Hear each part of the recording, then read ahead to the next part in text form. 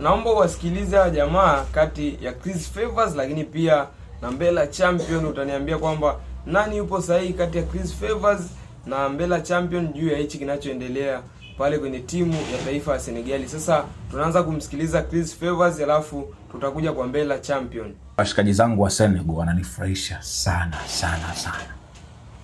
Yaani Senegal wananifurahisha big time.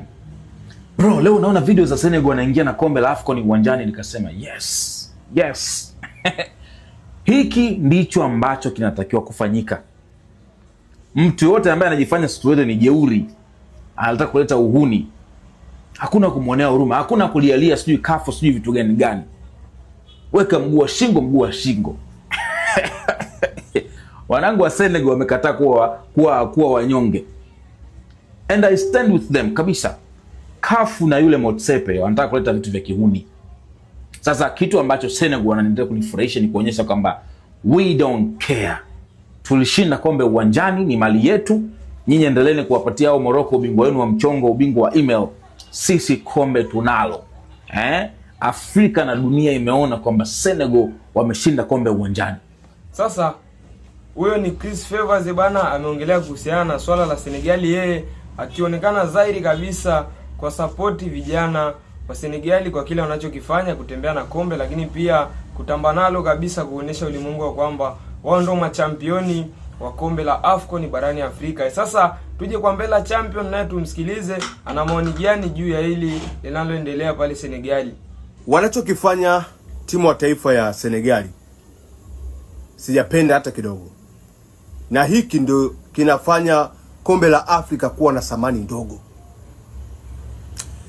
Kafu wametoa hukumu kwamba kombe inabidi wapewe Morocco.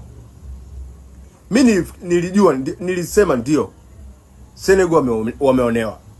Lakini kwa staili inayoenda hii naona Senegal ni bora tu warudishe kombe wapewe Morocco.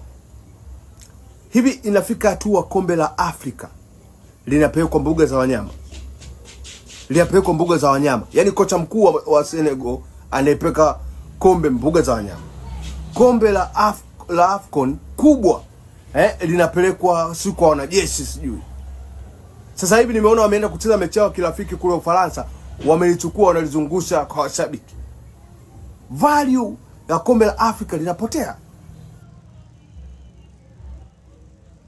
Sasa huyo ndo Mbella Champion naye amemaliza kutokana na maoni yake juu ya kile kinachoendelea kwenye timu ya taifa. Yeye akipinga kile wanachokifanya Senegal na kusema kwamba basi hawafanyi vizuri na wanachokifanya ni kama kuliaibisha kombe la mataifa ya Afrika maarufu kama AFCON. Sasa wewe kama mdau wa soka kati ya Mbella Champion na Chris Favours bwana, wewe unaenda na nani? Wewe unamsupport nani na unaona nani yuko sahihi kati ya Mbella Champion na Chris Favours? Dondosha comment yako hapo, afu utaniambia unamkubali nani ametisha zaidi.